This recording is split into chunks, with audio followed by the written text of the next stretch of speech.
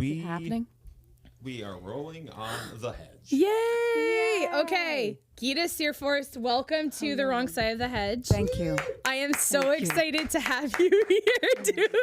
One person in our sketchy basement. So we're both comedians, so one person clapping is better than nobody clapping. It's true. Like, we've had situations, including you, babe. Andy used to do sketch. I love a sparse audience. Yeah. Oh my God. What are you kidding me? These are the people. These are the people who care. Why? This is the best. Those small but mighty sparse crowds. audience. Yes, they are the believers. Oh, I've been among them too. It's the best. It really, thank goodness. You feel really glad to be alive when you're in or with a sparse audience. Wow. Do you feel like because you've been up there and you know what it feels like to have like a not enthusiastic audience, do you ever find yourself like maybe overdoing it for them because you're like, I know, I've been there, and so you're like, yes, good, oh my God, because you just want them to not feel the way you felt up there. Yes. So you maybe overdo it. Well, overdo it, but then you also know that they're sparse, they're wise too. Like they've already, the fewer the people, the smarter they are. And you also immediately know, like, they're like, how soon can I leave? You know, so you're like, don't worry, I'm gonna take care of us. We're gonna get us out of here. You can trust me. I'm gonna try my best. And I'm going to do what I can for you. But I know you're not happy to be here, and yet you're here. And so I'm grateful. I'm so grateful for you. And I'm not going to torture you. Why? So in the same way, of course you're going to pour it on. The alternative is to match their energy, which is... Oh, you can't. You can't do that. Yeah. It just becomes angry and sad Those real quick. ugbugs. And you're like, why would you want to do that? No, we're here together. Let's have a good time. Have you ever done like a show or like an open mic at the club, and they have those great little blue lights like along the wall? Oh, but yeah. the hardest thing is because you can't see. Sometimes in the front, sometimes I'll like start to like kind of look around the edge of the room. And sometimes there's someone just not having a good time right under that blue light. And it's like highlighting the fact that they hate you. They should put signs under well-lit seats or above them that say it's like a responsibility sign on an airplane. Yes! Like, are you prepared Geeda, to fulfill yes. the role that you have taken on by sitting here? Yeah.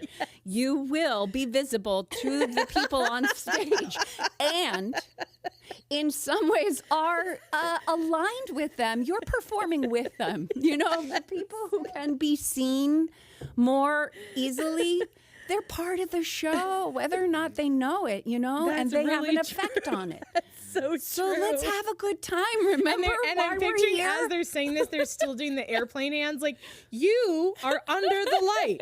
You can be seen. The have pre-show to smile. announcements are now like they not only like tip generously, also like it's a full. You got a whole thing going on here. But not only does it include table talk to a minimum, you know, only speak if the comedian asks you a question. You know, that kind of thing. You know, tip generously. I'll say it a couple times just because, come on, man, everybody here's great. God. You know, there's Yes. plays because everybody's this. No matter where you are in a club right now, everybody working here is on a shoestring. We all are, even Yes. those of us like You know I would be wearing better clothes than this if I had more money. or I would be wealthy enough that I didn't have to wear clothes. I mean, that's a goal. Come on. Yes, because I would imagine after. I mean, look at Howard Hughes. I mean, Isn't that goals right there? I think like putting your jar. I mean, Tesla Schmesla. If you're putting your own urine in a jar and you're still able to like have food in your fridge and exist, Yeah. that means you're rich Yeah. because you have staff. Yeah. But then what you want to do is then couple it with like a Carnegie. Like you want to be able to design your own billionaire. Why don't we do that for humanity? You know, that's a good task to put to AI. Design a beneficial billionaire. If you're so insistent upon having them, capitalism, why don't you make one that is going to help? I'm in favor of that. Yeah. We're not even a half hour into this, and you've had so many ideas that 6 are minutes. wonderful. Would you say I'm on fire? Yes, you are on fire. That is the perfect pillow for you, Geeda. Yes, thank you. Thank you very much. So many fantastic ideas. Yes, I would have to agree. But I do want to ask a question because Yes. to me, it 6 minutes of pure support of being in a room with no people. To me, that is terrifying. So, like, good Lord, it takes a particular kind of person to stand up and do comedy for one person. Oh, yeah. Right? Yeah. Have you done that, Geeda? What is the smallest No. audience you've done? No, I mean, smallest. I mean, I think, either sketch or Yeah, 'cause stand you've up. done everything. I mean, probably like 5, 6, less than 10 for sure. It's happened. I mean, Have you had that over for the sketch? years. Like 5 people for sketch? Well, I mean, maybe long ago. Yeah. I mean, we did at Stealing from Work, one of her early shows, we did a performance in Waterfront Video. So that's That like just made me throwback so happy to hear I that know. name Does again. anybody? I mean, Hi, think Seth about Jarvis. the erstwhile video store. And that one had those cool things that you clicked to yeah. look for the video. Yeah, That was the so sounds next in a level. video store. Yes. Oh, yeah. That place. Oh my God, that whole The idea smell is of a magical. video store. Stealing from work at Waterfront we were Video. I remember as being I remember Oh. the carpets. I mean, At I one don't know point, what's- I don't know what smell you were smelling, but the smell that I was smelling was not pleasant. Oh no, I wouldn't call it pleasant. Andy. It's not a No. Yankee Candle. No, oh no, which isn't even. I mean, is that pleasant? Is a Yankee Candle really pleasant? That smells like oppression in a jar. I mean, no matter what the flavor, I just feel like somebody's in pain because this exists, and I don't quite know why or how, but I know it's true, and I'm not sure. I feel powerless to do anything about it, so I won't buy it. Yeah. You know, I had, remember, like- how you spend your dollar is how you live your life. I was talking to a friend, and this is how like disjointed my brain works. So I was talking to a friend, and she was telling me about her husband's vasectomy, as you do. And she's like, and he just kept commenting about the smell of the burning vas deferens. And I was like, there's a Yankee Candle that's never gonna be made.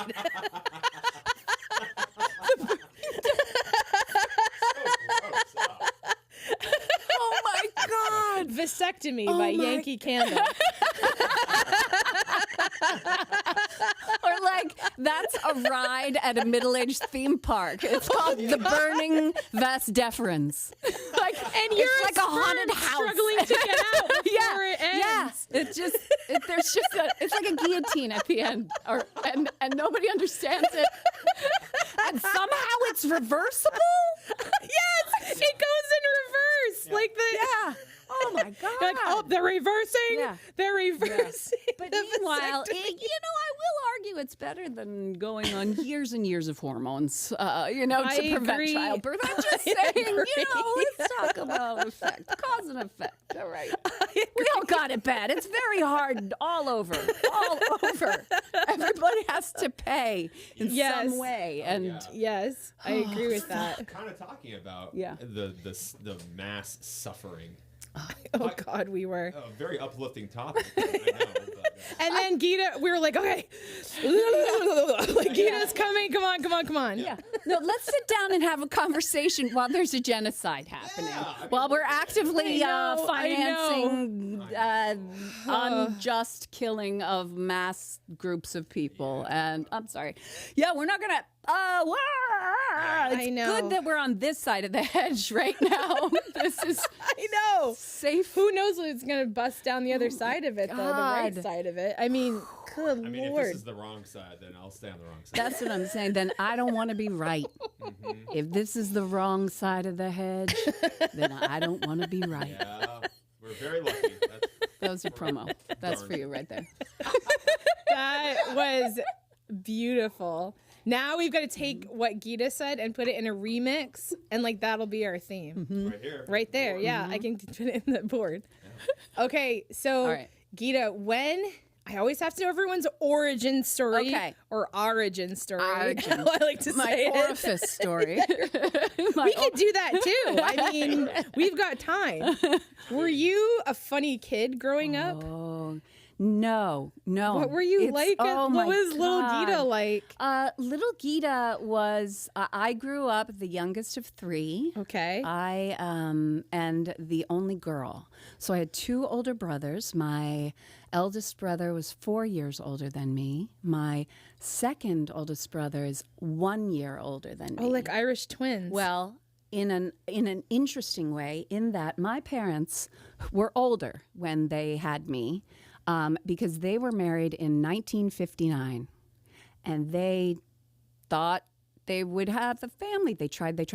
13 years, couldn't have kids, and adopted my brother Art in 1968. Adopted my brother Dan in 1971, and then surprise. you were a little surprised. You're pregnant. And then I was born. So Dan is literally, his birthday is like a year and 3 days difference. Oh my gosh. So, yes. Whoa. The best. Adoption is amazing. I am very grateful for my family. So, yeah. That's so cool. But I grew up, as, again, I was born in 1972. And so I'll never lie about my age, which is why I'm not more successful.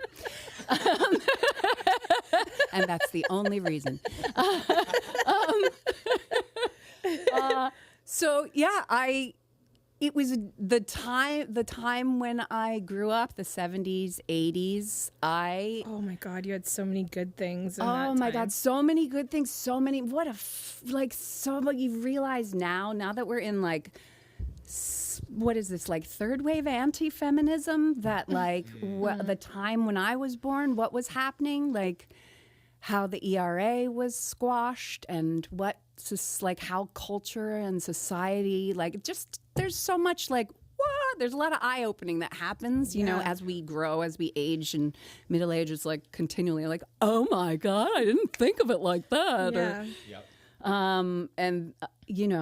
Some of that, just realizing how growing up and very Catholic, wowza. My mom taught Catholic school for almost 35 years. Whoa, in that's Philadelphia and the suburbs. So she started teaching in Philadelphia, where my whole family is from Philly. Whoa. And then eventually when she and my dad married, they moved right out to 15 minutes outside of the city off the main line, the other side of the tracks. Oh my God. I always it's so funny how I'm always they're just a Vermonter. So no, not at all. Yeah.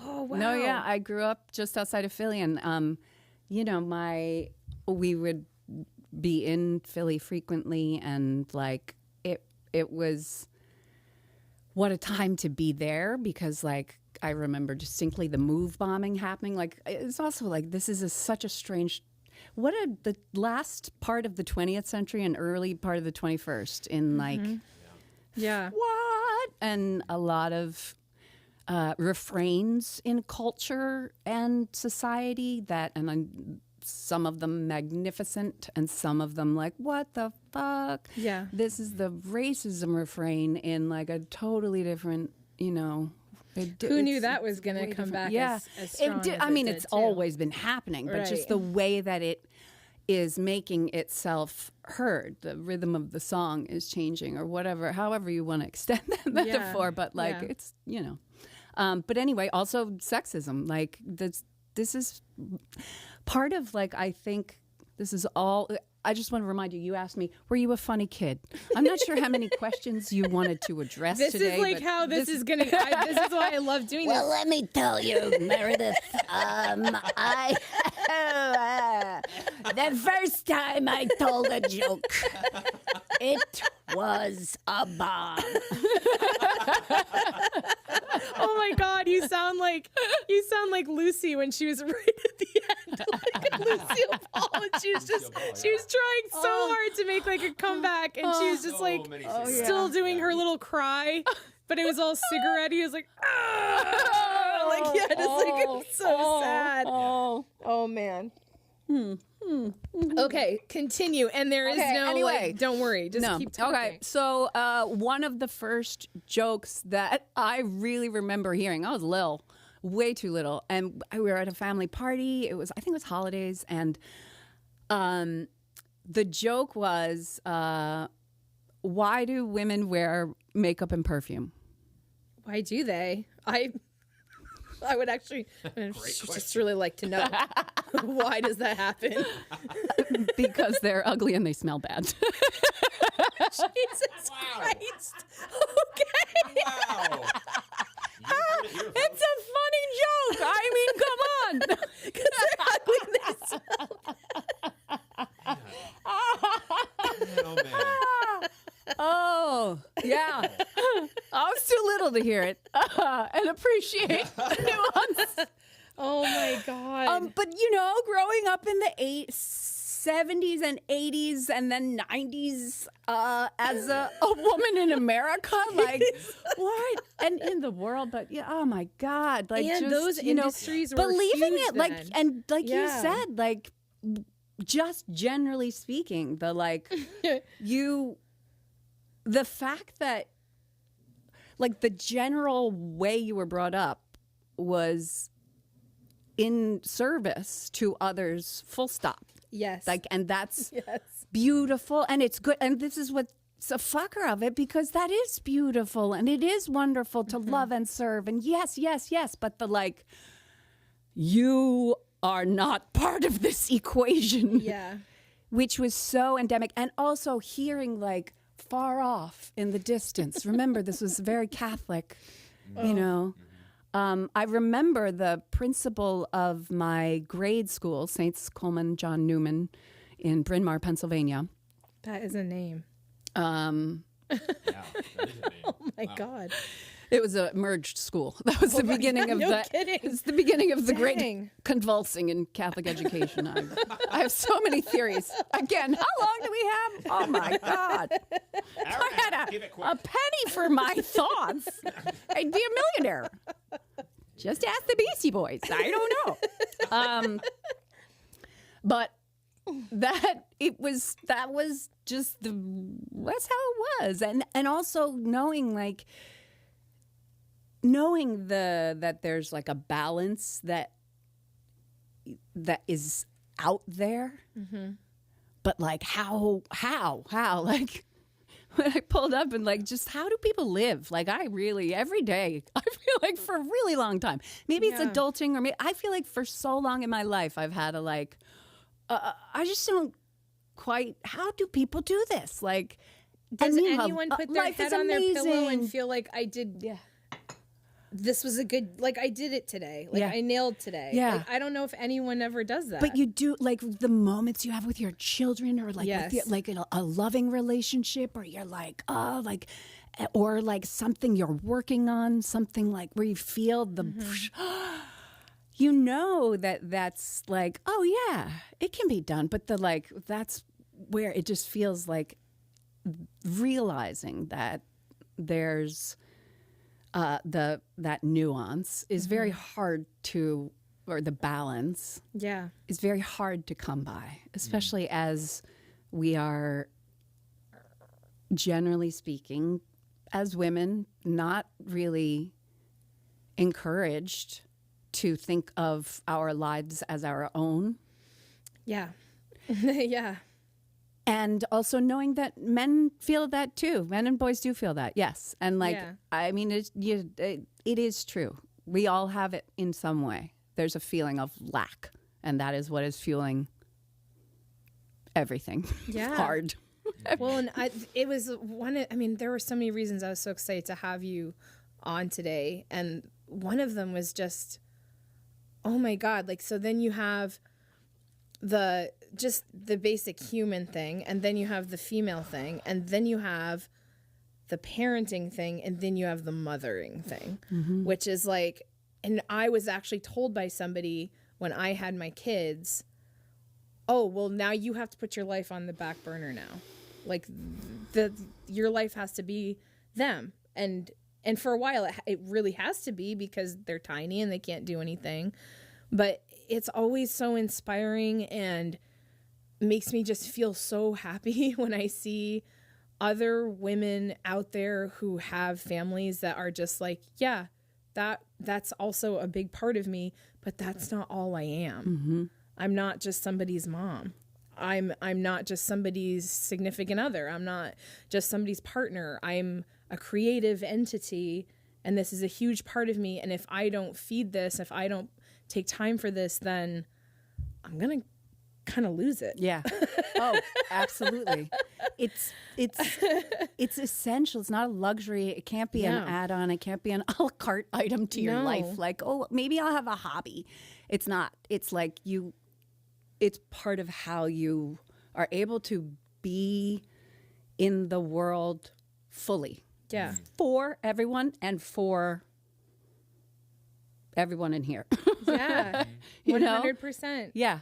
And what is hard to see is when you are in groups of people where that's not talked about, or you just see them, like it's hard to get to them, like, hey, I just know you from pickup at this thing, or drop off at this thing, or, and you're right, like so much of the arts in general are hard to do when you have a family, particularly when they're young. That's just full stop. And performing arts are like you can't be in your house. It's all of that. unless it's COVID, in which case nobody really wants to go back to that. I mean, right, exactly. But think about how, like, that's why we need to build more babysitting co-ops, or part of that. Like, it's hard to have a structure of being able to have this be a big part of your life if there's not support for it. And, like, especially without extended family. Oh my God.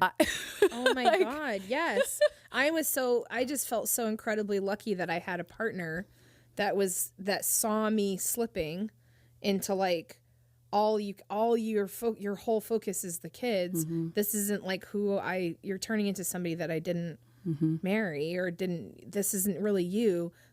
Go and rediscover yourself again. Yeah. And then was fine taking the kids. Like, that's luxury. Beautiful. That's a huge luxury. Beautiful. And it's like, and you are doing it, you did it, and it's like, that's exactly right. Like, that is being able to pause. What do I need? Yeah. Something's not right. What do I need? How do I get it? And then feeling supported too. But how sad is that's like that's a luxury, yes, it's a huge luxury that so many of us don't have. Yeah. And so in the same way that, like, just meeting your bills is a luxury right now, or like just there's so much hurt, so much pain happening, so much. And how do we do that? And so, like, I wasn't a funny kid. I think I was the youngest of, like, I was the youngest girl. Our dad passed when I was 15. Dan was 16 and Art was 19. Holy shit. Yeah. So that was like, that is when things shifted. And, this is it. When my dad died, this is what's bananas right now. 'Cause speaking of, remember, I'll never lie about my age, 1972, do the math. I'm 53. My dad died when he was 53. He had cancer 2-ish years beforehand, so he was sick, and then he died. And I am now 53, so it's, it's my second Jesus year. Oh, yeah. Like, oh my God. Which I'm, it's here, and I don't even know. I don't have words for it right now. And that's what everything I'm working on right now, all my writing and all my like stand up and like a couple pieces I'm working on, like, and then just like processing it, you know, it helps shift through you. And as you use these forms, you know, the joke form is such a, my gosh, you know, it is an incredible tool in holding nuance. Yeah. Like, what does humor let you do? Power It lets away you from hold shitty things and the truth that women are ugly and they smell bad. And that's why they wear makeup and perfume. right. I mean, that's just true. Of humans, though. That's just true of humans. It's so fucked up. How else can you say it's so fucked It up is so fucked without up. saying it's so fucked up? You can laugh at it. Yeah. Yes. What? Yes. And like also like that the principal of my grade school at one point, Sister Honor was her name. A lot of nuns taught me. I remember a big old ERA button, the Equal Rights Amendment, which was like, you know, there's not an Equal Rights Amendment. You know that, right? Like, Yeah. this is like, fast forward. This is why Margaret Atwood could like conceive of The Handmaid's Tale, because she was like, not in like specifically America, but just like, oh, if women aren't in charge in any way, and people do think that they are awful, like at their core. Yeah. And they are like, people are doing a lot of work to like make you question everything, and then like, you know, put propaganda around the patriarchal structure. Yeah. You know, trad wives and such. Nothing against caring for, et cetera, but just like, there's a regression that I think that we're seeing, you know, which is related to like the ERA button. She was not in our school for very long, you know. Yeah. I don't know how she got as far in the Catholic Church as she did. You know, like, Right. you put that on, I feel like it's like Mary descends from heaven. Yes. Excuse me, my child. I think you I got something noticed here. you're criticizing God the Father by wearing that pin. Yeah. Oh, she slipped through the front door and slipped right out the back door. Oh my God. I know. That's insane. Oh man, Crazy yeah. backstory. Woof. Yeah. Every time people like tell me, and I was just saying this with another guest, when people come down and they share things like that, you're like, it's just it blows me away the amount of things that a human being can go through, and people just don't have any idea. People have no idea what people are carrying on their backs and smiling and existing and being kind. Well, being kind people despite really kind of shitty things happening. Like losing your dad at 15. Like, I mean, I lost my dad, but I was married to Andy. I was out of the house. I didn't have to have a parent really in my life. You know, it was sad, but I can't imagine being a teenager and losing a parent like that. I just can't imagine that at all. it was having not known anything other than it, which is the, you know, conjecture. I also, like, at this time, so he died just in the summer of the year before I started junior year of high school. Yeah. So, and many of my dear friends to this day, I met during that time. Oh, like really? 3 of my very core friends. I have this group of friends called the Ant Ladies.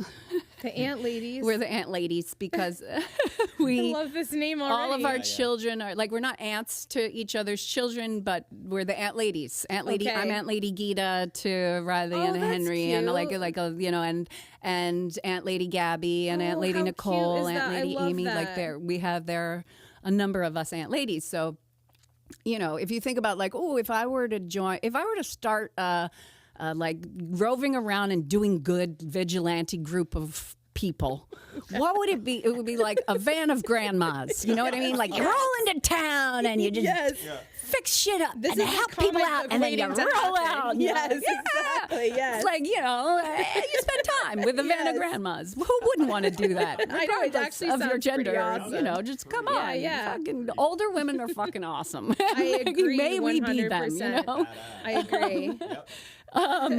But so that was that time in my life. I still feel like that's what midlife is like. What? Oh, this has been here the whole time. Like so many revelations. Like diagnosed with ADHD at age 50, and when you got that diagnosis, like what did it make you, how did that feel, I guess, when you got that? Was it reassuring? Was it? Well, with much of my life, it feels like a slow, like, oh.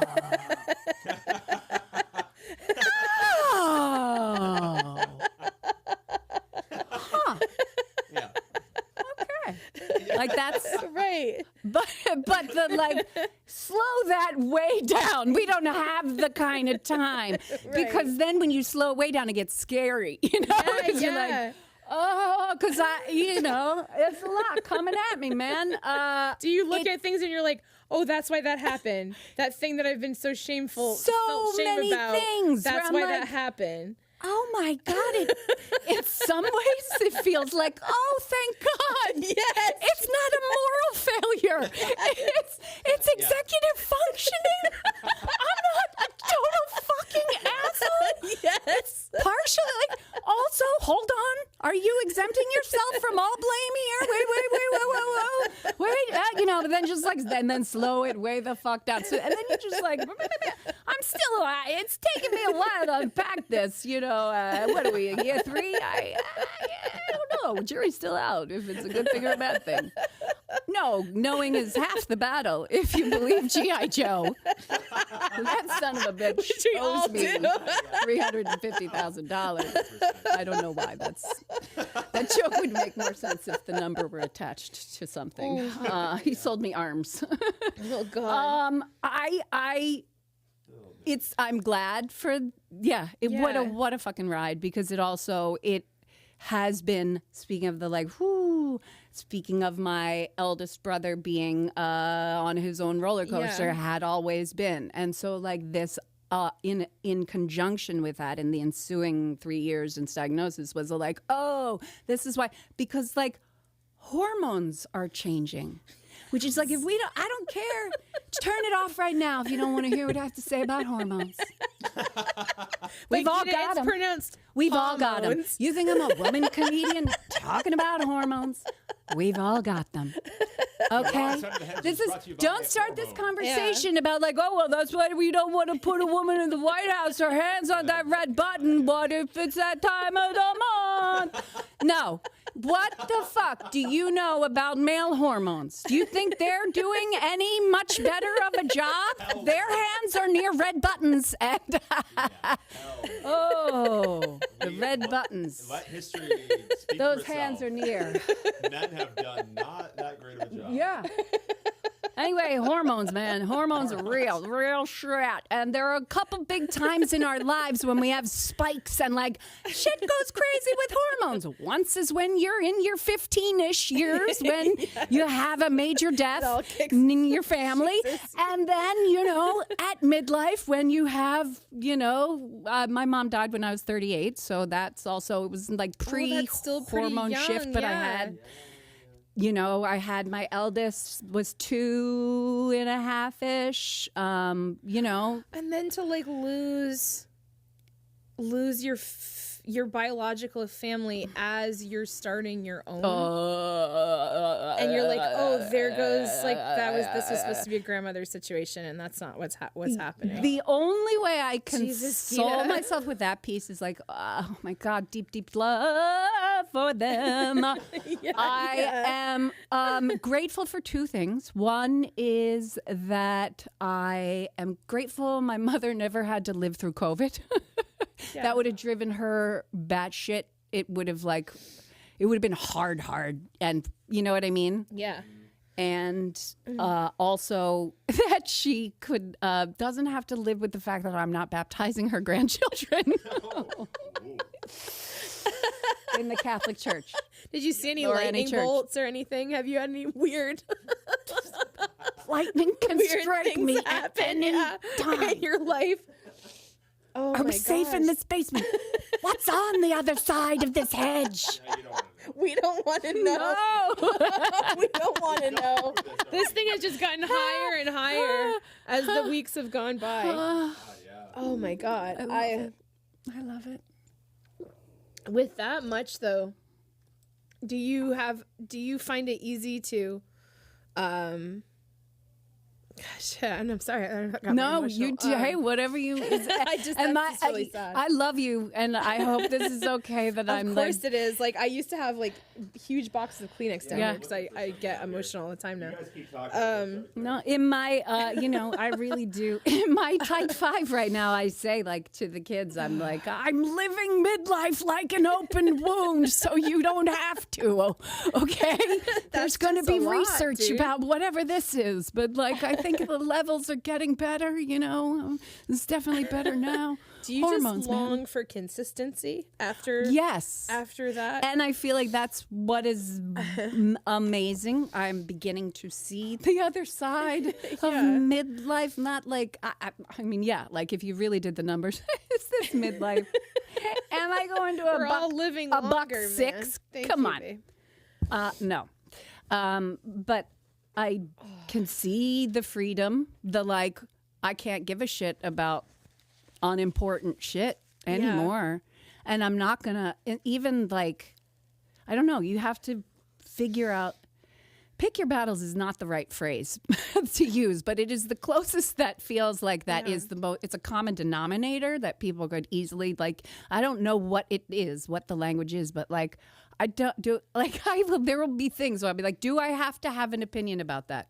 Can I put that in this pile, which is somebody else you could care. I don't even care if people care, but just don't make, I don't. Was that the but first there are thing that you things kind of that are jettisoned? very important that I Yeah. care about. And I have to preserve my energy for those things. Otherwise, I get too diffused. Yeah. That's what's just basically like the Democratic Party writ large. Yeah. You're you care too much and you're not focused here. Yeah. You can't figure out how to figure out what to do. You have I feel like in a lot of ways this is what makes sense about the ADHD of I have long felt like I'll get things. I get it. I get that. I get it. But one or two key things, I just either I don't put them together. If I don't hear them said explicitly, or I'll spend time being like, how does that reconcile with, and trying to catch up. Connecting all the little dots. Yeah, it's everyone's like, oh, I get it. We're going there, and I'll be like, my brain's already there, but the rest of me is like, wait, I'm coming. Yes. Yes. I'm trying to catch up with myself. And I know that it is incredibly helpful to have a form to help, a structure of writing, either the form is stand up, or a form to, I want to have a conversation. Yeah. I need a structure. Structure's going to help me with that. You know, I think we're lucky that we can do that. And that's what art, any kind of art is. We need to be able to do it, to live. And that's a conversation. Yeah. That even when you were doing sketch, when I used to come watch you do Stealing from Work, which is just an incredible sketch comedy troupe. Everybody should go see them. That is also this incredible conversation that you have with the audience. Even though it's not directly to a source, how when we do stand up, we talk outwardly, and sometimes if we're brave enough, we can have a conversation with the audience. Mm-hmm. Sketch is an amazing, especially how you guys were doing it, because your sketches were always about social commentary, which is something that I loved, because that's how you make the conversation palatable for people. Yeah. Which I love that. And it's about your stand up as well. Like, you're talking about things that certain audience members might get turned off to, because they're like, that's a woman talking about middle age. But you're having this great conversation by sneaking it in with comedy, and then maybe somebody who like isn't at that time in their life yet, or is a dude that's never going to experience this. Well, I remember laughing at this joke that this woman said about it, and that little seed is planted that this is a reality for people. And yeah, I just I totally agree with the fact that like art is a conversation, and that comedy is a fantastic structure for it. Yeah, it's the best. It's incredible. One of my other roles, I teach in the Vermont Young Playwrights program, which is one of my favorite things. I've done it for 15 That's years. so neat. Maybe? Long time, maybe 15 years or so. It's a great program, and teaching artists go into schools throughout the state, and we work in either 2 or 3 day workshops through which students will write 10-minute plays. So like they write a draft, so we cool. read it out loud, we do exercises, they learn the basic building blocks of, basic structure of That's really cool. of a play, and like try to write one. And it's the best way to learn anything, is to try and do it yourself. What ages are you going? What? Well, for the first 7-ish years, I think I did it. I was doing high school. Love that. And I also have taught acting and playwriting and different workshops at different ages, like adults, and like even I've done like performance poetry workshop with kiddos through the Flynn long ago. so And neat. so I believe in words and plays, performance, poetry, all the good things. I believe in all the arts to help us. And so one of the students, for the last, let's say, I think 8 years or so, I've been focusing on middle schools. And this is the other thing. My mom taught 4th grade for many, many years, then taught 5th grade most of when I was growing up, and then taught 6th by the end. And like, oh my God, I can't even. That age is insane. I know. And also like now that like my youngest is in 6th grade, and it's remarkable I love that cohort. I love that age group so much. Also it is challenging because I see it, and I like, even if I can't quite remember, like the moments when I say to myself, like in my head, we were all assholes once. And did you hear Philadelphia come out of my voice right there? Like periodically you'll hear my Philadelphia accent peek out, which I don't know. I feel like it was never a conscious thing that I was trying to eviscerate. I deeply love, but I hadn't had it. But now that I'm reaching midlife, speaking of, it just comes back out, And I say like a Philadelphia accent is like a guy stepped off a boat and got hit in the head with a flat pan. And that's how you do it. I grew up in Delco, which is Delaware County, where Mayor of Easttown, I don't know if you saw that program. That was Murder Dirter. Yeah, we saw that. Oh my God, that's right near where I'm from. Yeah, it's a great show. Anyway, really oh my good show. God, it's so good. Anyway, When did you come here? so I graduated high school in Pennsylvania, in Havertown. I graduated from Archbishop John Carroll High School in Radnor, Pennsylvania. And then I doubled down on the college education with the Catholics. I went to it, but they were Jesuits. Take it easy, all right? Jesuits are cool, man. You can question whatever you want. So what's the difference between the two? Oh, we don't have the time. Is there more repression, less repression? Is it like cooler? Are they like more lax? Let's just say it's the basic tenets are like, the motto of my college, Loyola College at the time, now it's Loyola University, excellent liberal arts education. Most people who went to tier 1 and above are probably like, yeah, okay. Perfectly good education. I'm glad I did it. It was how I could be like, all right, I'm going to go to the Catholic Church, but basically to my mom, like this, I get it. I get why you like it. Thank goodness you have it. I'm so glad you have it.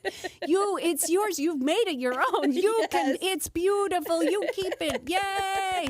But I can't, this is not for me. Yes. I know it.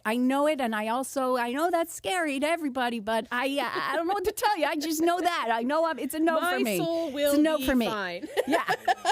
Don't worry about my soul. Taking it with me. I'm not saying I have anything figured out. In fact, I'm probably going to struggle. But at least I'm going to feel like I'm worthy of something. That's a hope. Yeah. That's my hope. Yeah. I mean, because also, I don't know if you've noticed this. You're not, the Catholic Church is not an equal opportunity employer. Like a full half of the population isn't even able to interview for the top job or any of the top positions. So I'm not sure. Meanwhile, like I don't even want to do that job or those jobs, but it's a big message you're sending to everybody when. I cannot imagine you, Geeda, like. I didn't say anything for a long time, long time until I was, Yeah. When I was in like high school, my core friends, thank God, like we would hang out in parking lots, and it was, the late 80s and early 90s when I went to college with a couple people from high school, and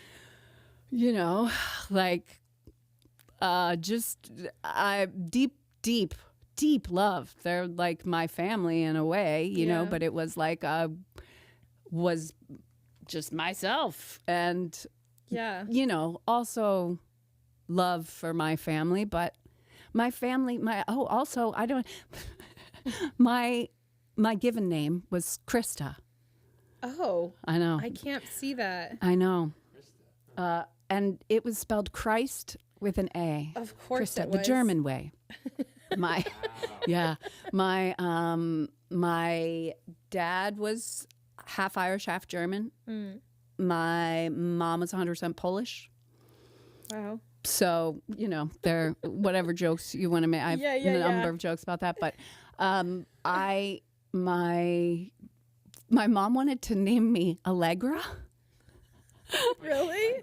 Yeah, Allegra, which, thank goodness, can you imagine I remember when I was all these names on you and none of them seem to, Geeda's the only one that I know, fits. this is, again, speaking of like a lot doesn't make sense to me, but when things make sense, I'm I get it. Sense. And when I was like, that's my name. Krista came out as Geeda with a friend when we were being giggly when I was like 13, and it just stuck. That's so cool. Krista came out as Geeda, and it stuck. I went to college with many friends from high school. Geeda, it just became my name. Wow. And then when I was married in the year 2000, I speaking of like having been raised in and complicit with and not really like trying to get out the whole time and not knowing that that's what I was doing. Part of it was like, I can only question, I could never like fully be like, fuck you, I'm out of here. Yes. Fuck you, I'll never do this. And which is hard because I was also Gen X, and that was like, everybody was like, fuck everything, yeah. Yeah. Meanwhile, I'm real pissed at us right now. A dear friend and I were talking, we was like, oh my God, Gen X, we fucked this shit. We fucked, like, where the fuck are we? I mean, what? Obama's born in 60? Maybe he's technically, no, he's more of a boomer. He's amazing. He's amazing. He is amazing. But where's Gen X? What did we do? Not everybody. I'm saying I need more. We need more direction. I mean, it's not like millennials did any better. Well, it's not about, Andy, it's not about blame. It's not about blaming. I'm sorry. I'm sorry that I could only recognize that when you said it and not when I did. But, you know, mistakes just sound more mistakey coming out of other people's mouths. When they come out of my mouth, it's like gold. It's like I'm just dropping gold. I resonate with what you just said so much because being raised Mormon, first off, if you're born into the religion, you don't get the chance to question it like the people that were converts. So you just feel like you have to just go along with it. And I was the same, like at 18, I think at like 13, I was like at girls' camp. It was like our sleepaway camp. And it was when the civil union bill was getting ready to be passed. And there were people from the church going and picketing against it. And I was a very naive kid. I had never met a gay person, an openly gay person or a new gay couple or anything. But I remember them handing us this gum with like white wrappers on it. And it said like they love object lessons. Like they're kind of obsessed. So they had like gum and it said like choose traditional marriage. And they were just handing it out to us, like indoctrinating. And I had and I was just like, I don't know why this doesn't feel right to me. It just didn't feel right. I was just, I didn't. Like I said, like I was such a naive kid, but I was just like, something about this doesn't feel right. And I kind of got a little sick to my stomach. And it was something that was always brought up at church. And it was like such a church and state issue that was like right up close and personal. And so I kind of did the same thing at 18. My dad was really involved in the church and I stayed to make it easier for him.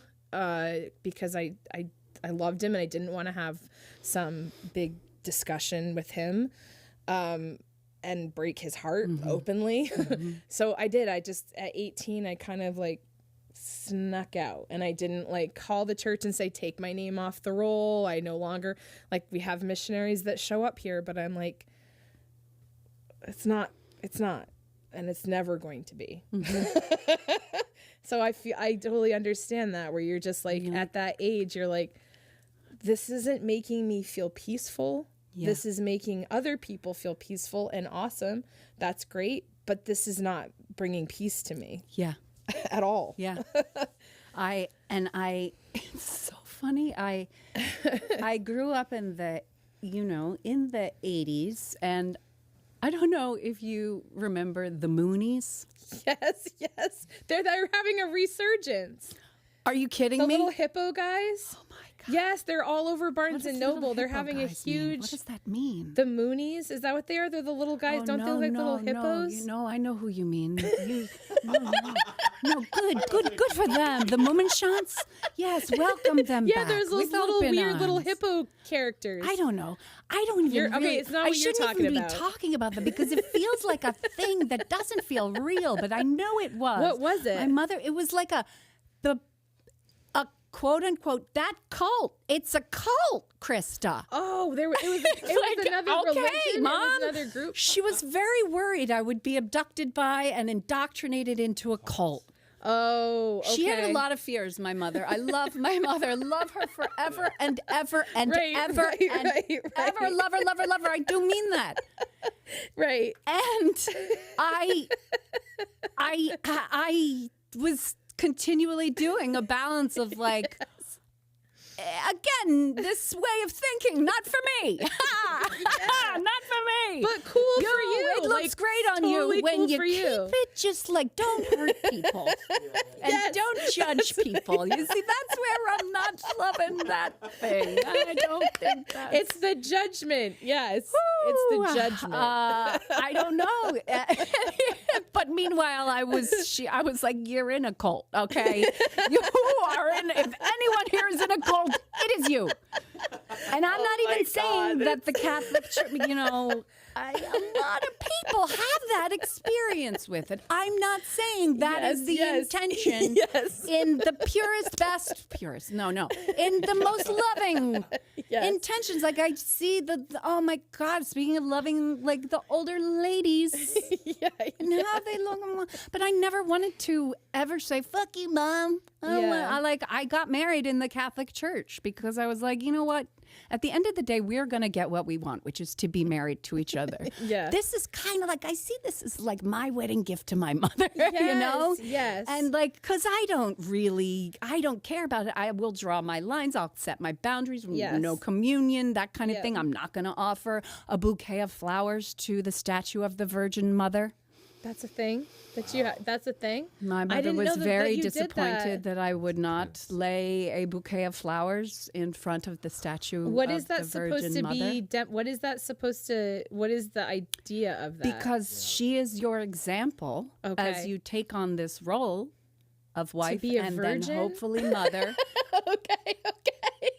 Oh, there were always little side eyes. I don't know how that's gonna about Mary. Oh, love her, but don't you besmirch her. Right. Okay. Oh, what a character! Oh my God, the mother of So God. that's you're paying honor to her. You're saying like, may I be as you? Why would God not let his mother have sex? I don't know. Sex I don't. is good. Well, and if you do believe that God created us, he created sex. He created the act of it to procreate, to create more people. So Not why just would that, I argue, Meredith. Yeah. Okay, Why this would show he- is taking a turn. What do you think sex is for? Is it just procreation? I mean, it is not just for procreation. No, I have to remind myself that all the You're time. like, it's And, for subjugation. oh yeah, no, we should probably do this more than just to have kids. Like Andy's like, yeah, we should do this more than just to have kids. Meredith. But that's what's great about getting older, growing, getting like knowledge about yourself, growing, changing, realizing. Same thing with sex. I was like, early on, I was like, oh, well, I'll tell you something. I know sex is not what the Catholic Church tells us it is. You can't fool me there. I know that's not what it is. I'm just going to go do it and I'll get back to you on what I think it's about. And then I went do and I my did research. it way too early. And then I was like, I shouldn't have done it. I shouldn't have done it. I should have waited. And, you know, I mean. But waiting, like who? It who doesn't. really? Yeah, I it feel doesn't. like it doesn't. I mean, not like I can talk. I mean, I was so like. I was such a late bloomer with that stuff anyway, but like, yeah, I was like, not until our wedding day. And then, yeah. And then you're like, oh, we could have, why did we wait? This is actually like, we could have done this like a long time ago. Yeah. Why did we, this is not that big of a Well, it's deal. more, that's lovely because it's like a caring, loving, two-person situation. Right. That mine was more like a one-person situation with another one person Okay, because my yes. point was like, realistically, I should have just started masturbating earlier. Yeah. Because then by the time I would have gotten to the point of having sex, I would have been like, oh, okay. This isn't just for the other person. Yes. Like pretty much everything else that I've been told is. What I was told.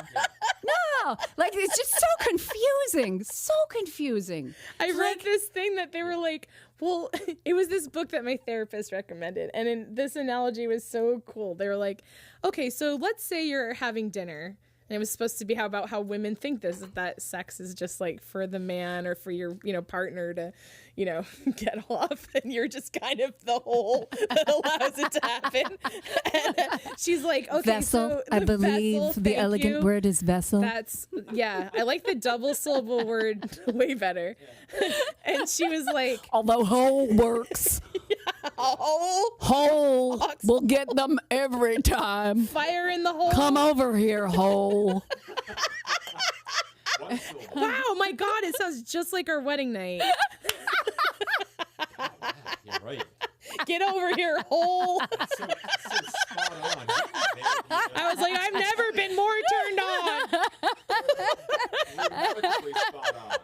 But she's like, what? She's like, the way women look at this in this book, this audiobook I was listening to, she's like, you're getting saltine crackers. and your partner is getting like a lobster dinner every night, and you're just like, this is how this is supposed to be, and you just accept it, that you're like, this is sustenance, this is going to keep me alive, I suppose. But then your partner is supposedly getting this amazing meal, and that's how they deserve that, and that's what because they have this particular equipment, that's what they deserve, and you get the saltines, and you be happy to have those. But it's so hard to not. It makes no sense. It doesn't make sense. No, because we're not taught as having any connection to our bodies. No, you're told as a kid, you wipe that and then you move on. Yes. And after you finish wiping it look, disappears. Just keep it clean. That's all we ask. That's we all we learned want so you to do. much Just how to keep it clean. You clean. Wipe it in this particular way, and then like that's it. It disappears. Yep. It like vanishes after you wipe it. It's Hands like off. it shows up to pee and then it goes away. And you're like, what the hell happened? Well, you don't have to pee yet. Oh, okay. It'll show up again. Okay. Oh God.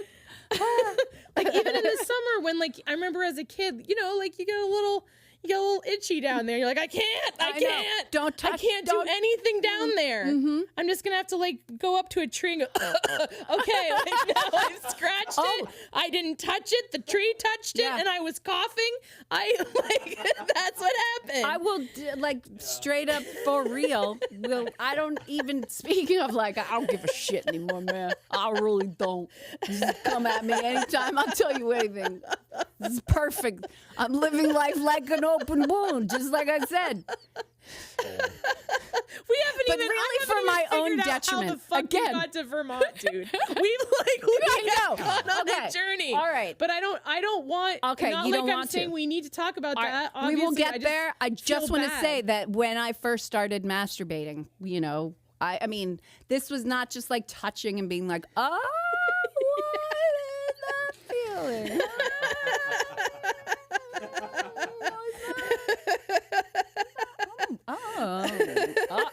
You know that takes you a minute. Again, protracted over a very long time.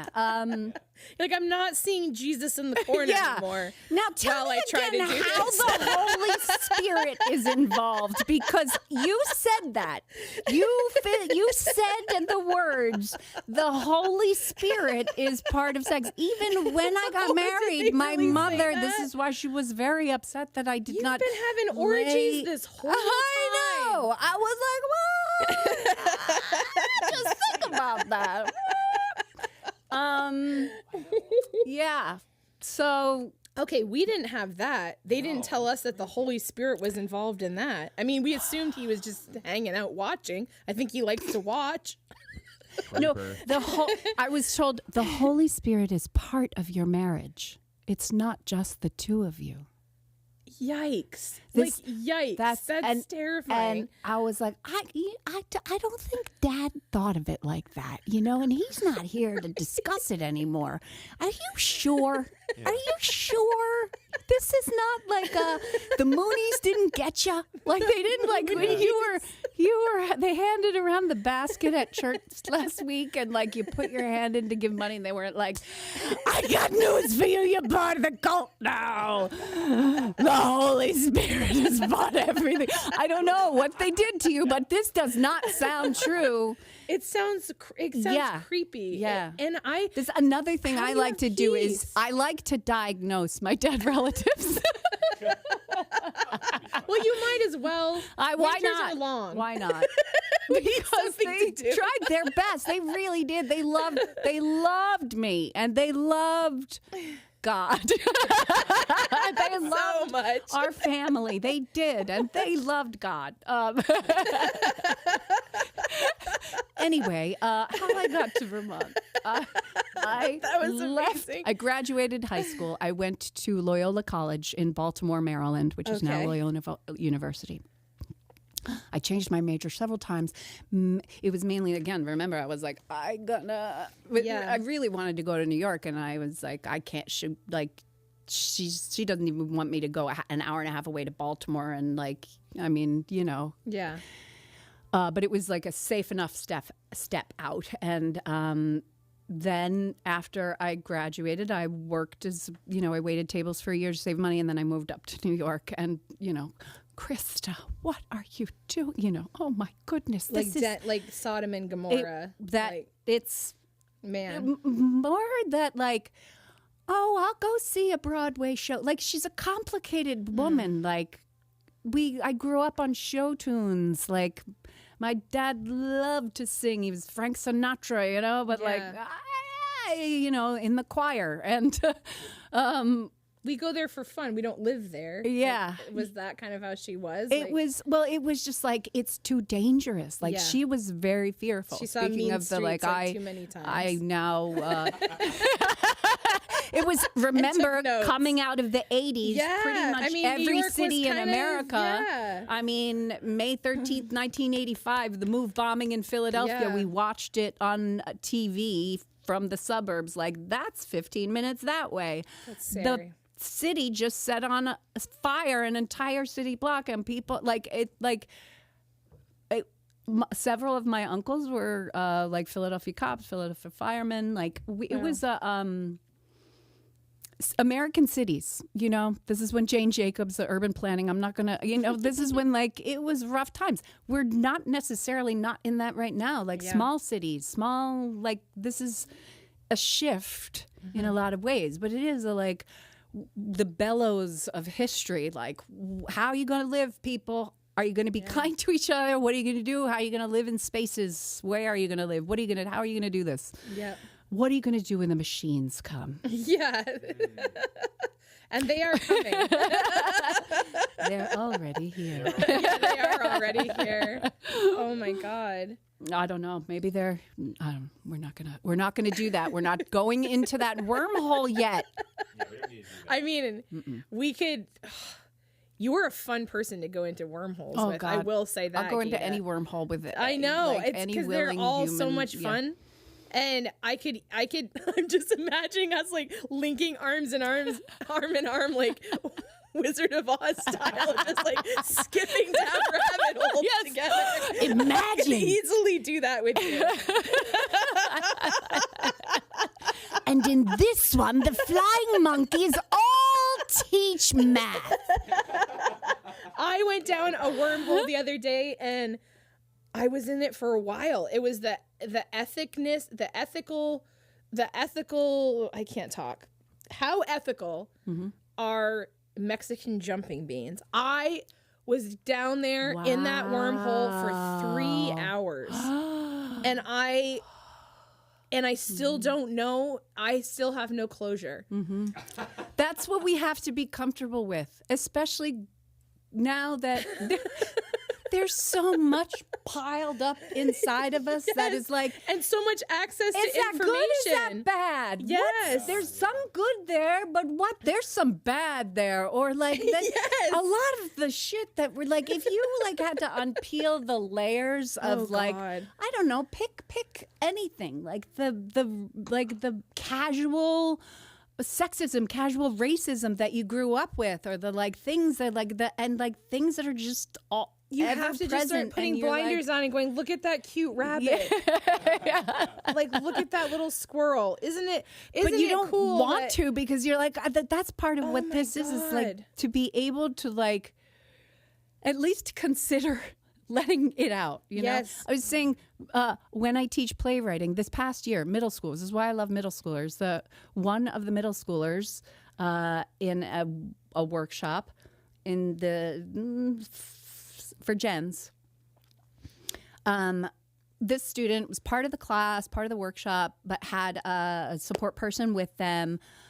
Headphones was, you know, just like part of the class, and also had extra support within the class, and it was awesome.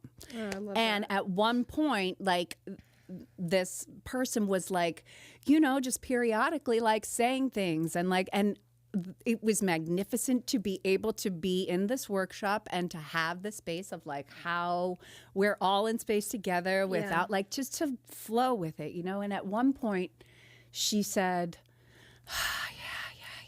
it's like it's just so much soup, and I don't have a ladle. And I was like, oh my God, that's so profound. Oh my God. Oh like, my it's almost, God. you hear it and you're like, I feel for every person who understands that right now. Yeah. Like, I know there's so many people that understand that in some way. Yeah. There's like and that's why we get together and talk and make things and do anything that is not just like, oh, well, I guess we'll just la, la, la, la, I'm not going to do anything, you know? Yeah, because I can start doing that. Yeah. Where I just isolate and and you're totally right, because what that does is it not only keeps the soup in there, but it adds more because there's nobody else there to help you get it out. Yeah. There's just nobody there to. Oh my God, that's so Right.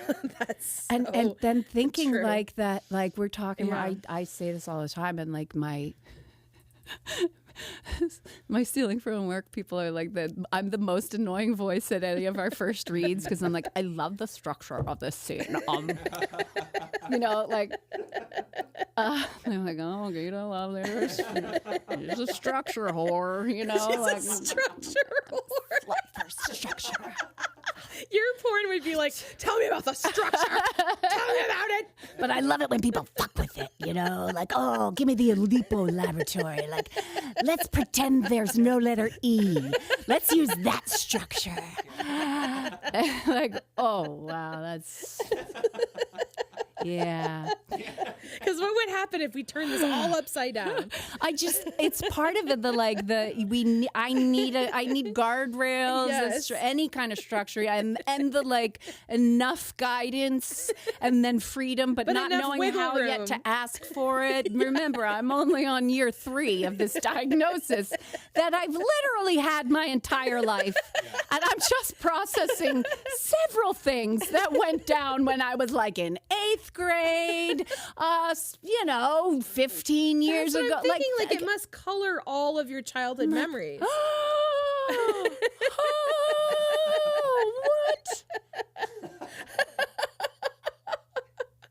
How? Does it give you more grace for that child though, or because you look back and you're like, oh my God, like you had this thing. And I feel like we as kids just instantly are like, I'm damaged. This is happening because I'm fucked up and there's something wrong with me. Yeah. It's me. Yeah. I can't talk to anybody about it.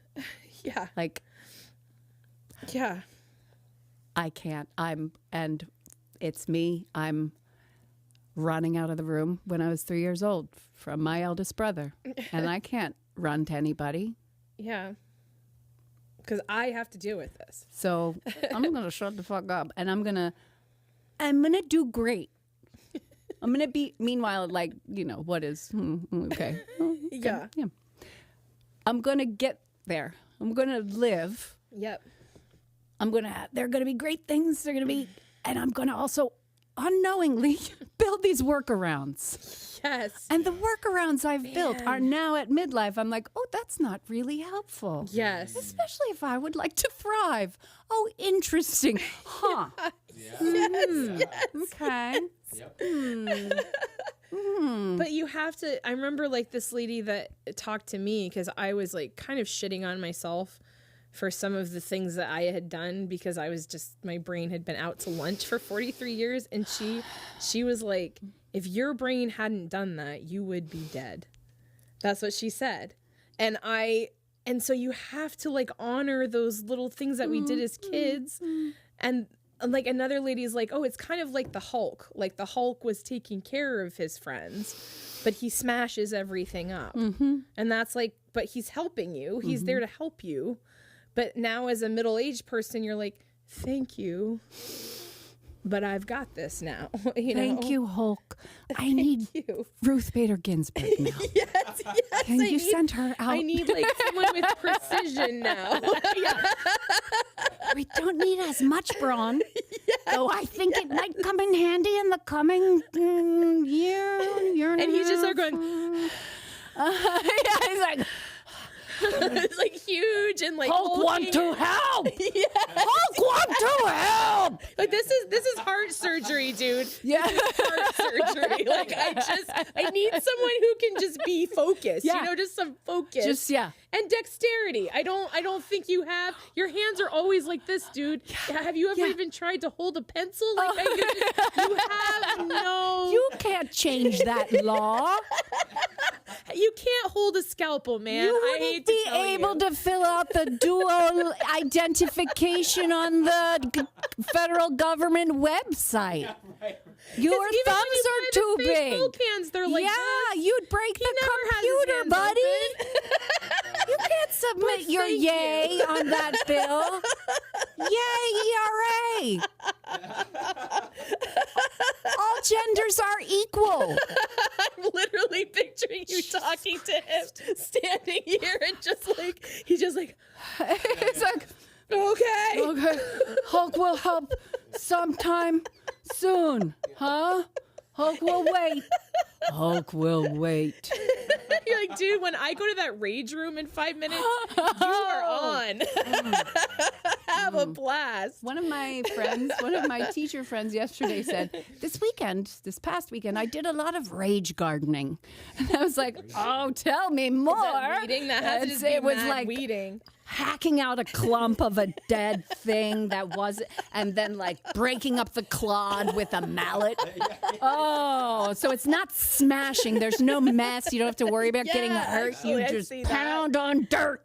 Pound the dirt. And she was Hulk. That's what Hulk can Hulk do. will help. Yes, he can garden. he can't plant anything, but he can put your garden bed to sleep for the winter, because usually it's just pulling shit out. Oh God. I get that though. Like, and that is also those like grooves that your brain has just made over all this time, and you're like, I gotta get the wheelbarrow out of here. Like that fucking Berenstain Bear book that about starting new habits. Oh my God, yeah. My therapist recently used the phrase, so grateful, healthy suppression. Healthy suppression. Ooh. It's basically what you just said is like your workarounds, they were helping you. Yeah. You don't be mad at yourself that you like don't know how to talk to people or like don't know how to like be normal in public. It's not your fault. It's not your fault that you're just like a little weird. I mean, you know, Have you ever hung you out with mean a well, normal and person? a lot of people get that. Okay, But Geeda, those like Takes them a while, normies but are they'll get weird, there. dude. Have you ever hung out with like a really normal person? no, they're scary. They are scary. Well, I get nervous in front of them because I feel like I give primacy to people too quickly. This is like I was indoctrinated into a cult that was very against me. Like I'm still feeling that. Like I do think I'm ugly and I smell bad. I'm wearing makeup right now, but also I just think even though. I'm not a total piece of shit. I mean, it's likely I'm. We're just all a smidgen piece of shit, like a tiny one. Yeah. Yeah. Geeda, we have a red light. Can you believe that? Get the fuck It out of just here. popped up, and I was like, "What the fuck?" 10 minutes. That's what the red light means. Okay. We haven't found out how All she right. got to Vermont. Okay, all right. Okay, here's how I got to Vermont. Then, after college, I went to New York. I did 2 years of an acting certificate program. This it was feels like lovely this and feels wonderful. awful right now. I I hate that you're did- going through this so no, quickly. no. Okay, I'll calm I down. feel so bad that you're having to like just go so quickly through your life. No, I am. Like you're like, and then I did this, and like these are actually huge things that you did. A lot of people actually like to talk about themselves. I don't really you remember I like shut the fuck up for like a long time, and then like with my friends I was like, I'll be myself, and then the rest of the time I was like, I'm gonna build this elaborate paper mache mask that's Yes. gonna show you that I'm fine and I'm funny, and because like when my dad died I became the like what. Not the last thing my dad said. One of the last things he said in the weeks before he died was, "They're good kids, Marianne."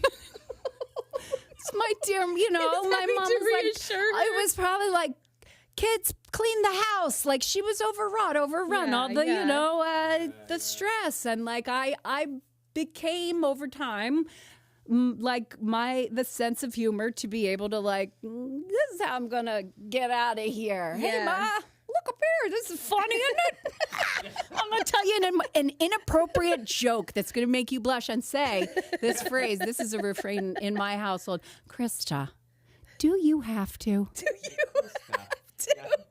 Do you have to? After I'd said, like, I would push it. I was always trying to tell a racy joke to my mom. I mean, come on. But it does let them know, like, I don't really buy it. Like, I don't really buy into this. Yeah, it was like, it wasn't like I was lying. Like, I'll go to church and I'll pretend. Yes, And I wasn't like, because if I did that, I would probably be dead, or I would like, it would be, or who knows? Maybe I would have gotten to that and been like, fuck this shit. Like, maybe that's what this is like, just again, a prolonged, protracted goodbye. The Philadelphia Goodbye, which is what the title of my really first novel. Instead of Irish Goodbye, it's like the Philly one's the like Philadelphia really long. Goodbyes. You say goodbye 45 minutes before you're going to leave. And then you go to every person and tell them how you don't want to leave, but here's the reasons and here's what you got to do. And then what do you got? Let's commiserate for who's sick, who's dying, what did you eat yesterday? We'll go through it all. All right, now we'll leave. And then, that sounds exhausting. Anyway, that's the Philadelphia Goodbye. But I was in New York for 10 years, and then I love New York. I loved it. I did, off Broadway. I like weird theater. I like weird theater. I like, We have to do two episodes. And you got to come back. This keeps fucking happening. And then I came up here. Don't worry about the red I light. came up here 20 years ago. And it was my husband at the time and I were like, we want to have kiddos. I mean, I have some friends who raise their families there. It's amazing and lovely and it's wonderful. And I love New York. But it was like giving up a drug. But it was still the right decision because it felt like it was clear to me. Again, some things are clear. It was taking more energy than it was giving after a certain point. And I knew that trying to make it there would be harder than in the wrong ways. Yeah. And ultimately, it was the right decision. This is beautiful. It's wonderful. This is like my children live here. I feel safer with them here. Yeah. And we're in this dumpster fire. And yes, we are. There's a little bit of me that feels like now like I've pushed myself out onto an ice floe. In my Philadelphia Goodbye, like, I'm going to go, like, and now this 3 years ensuing of like, oh, I had some shit I needed to work out in order to be able to be fully like, okay. And things do take me longer and some things I do get very quickly. Yeah. Anyway. And, now this is why I've been able to do Stealing from Work for many, many years. I teach playwriting. So I like... Oh my God, that's so cool. Putting it together. It's still like, who can, every day I say the phrase out loud to myself, how do people do this? Yeah. How do people live? And I know we all, like, I'm not fooled by Instagram stories. Yeah, I know people are hurting. That's what I mean. Like you say, like, I know you can feel that. You can feel people's pain. This is why we need more from what our culture lets us have to be in the world. Yeah. And that was really an elegant way of saying it. But what I mean is like we need to be more here with one another and with the like nobody is getting through this pretending. That paper mache. No. That is not a shield at all. No. And usually if you talk to somebody long enough, that chips so quickly. Yep. Which is why I love doing this. And because it's like, I know somebody in one way, and then I always know them in such a different way when they leave. And I'm always better for it having talked to people and been like, oh my God, you're human.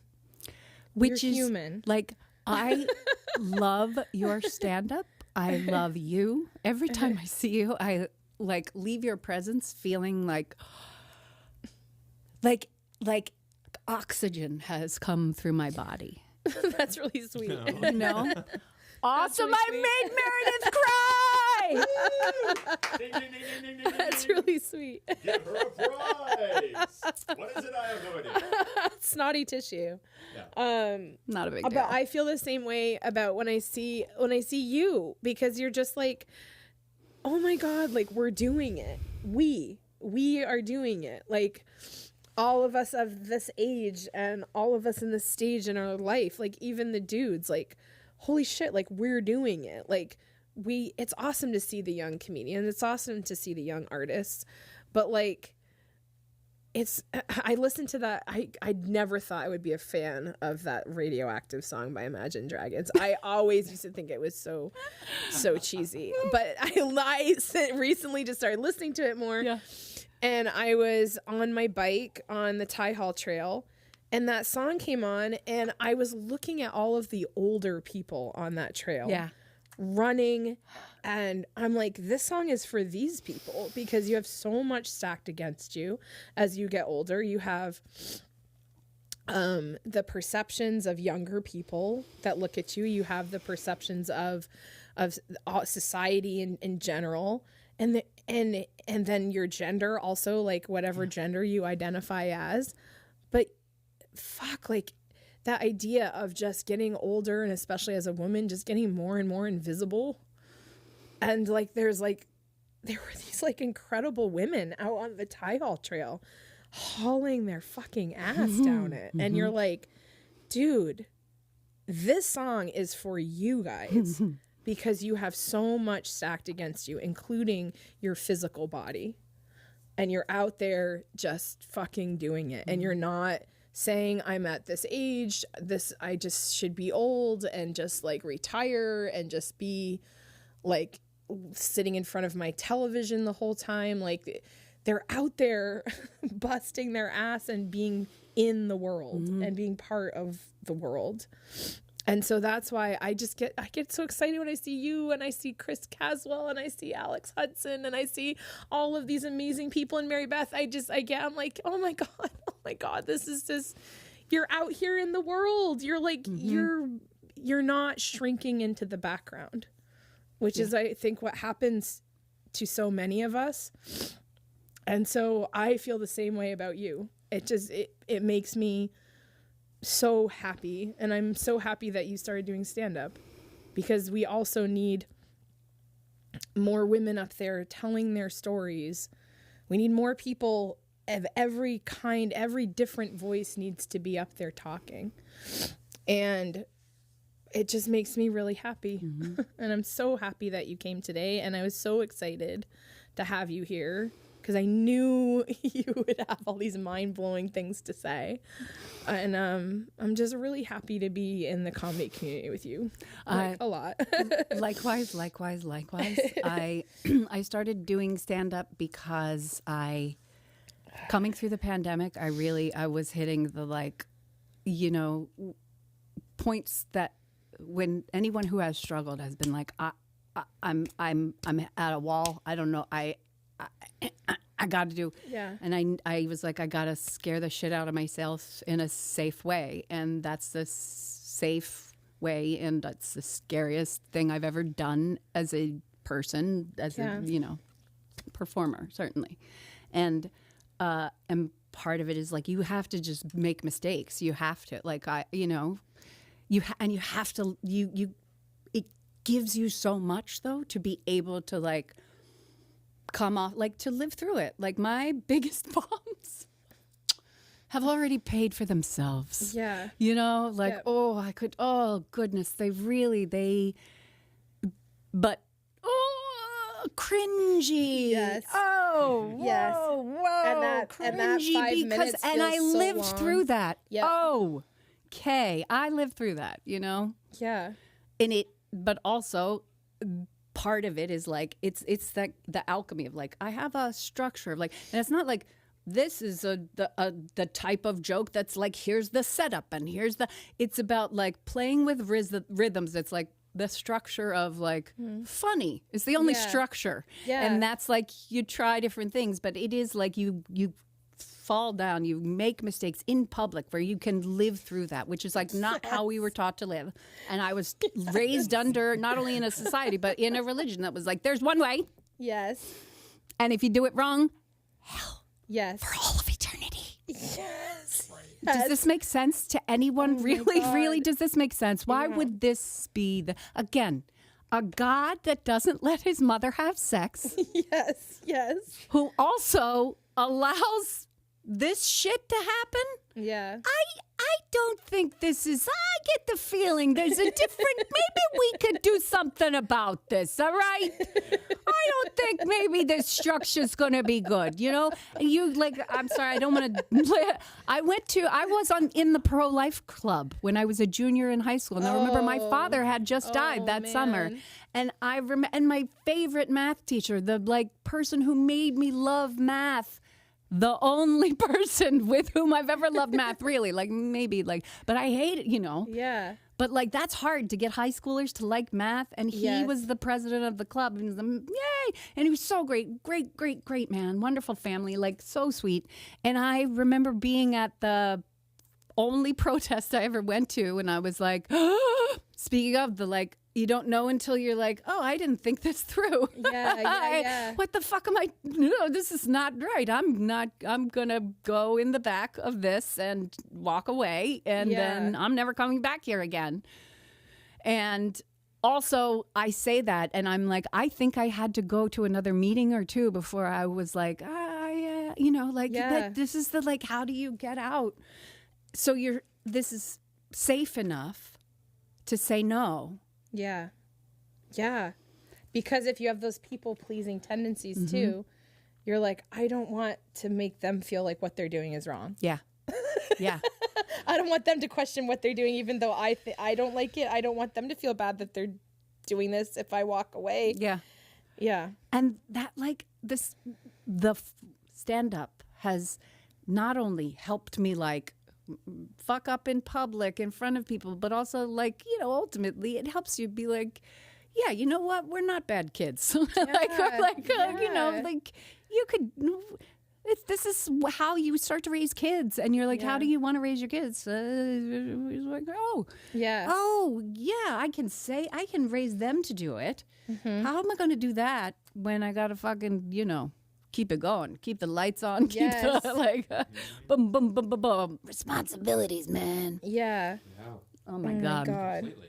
But you are like, I love your work. I love your jokes are funny. I also love how you're trying different things. You are like authentic is such a word right now. You know what I mean? But you are incredible. And so beautiful and funny and like, Jesus, Geeda, what the fuck, dude? Like you, like really when sweet. I come away from any open mic I see you at, I like feel, I mean, then when I see you perform, it's like, yeah, I'm like, you are skilled. Okay. Let's just put it there. And then when I see you at an open mic and I think, yes, you are skilled. And also, holy fucking shit. You are like fully alive to being human.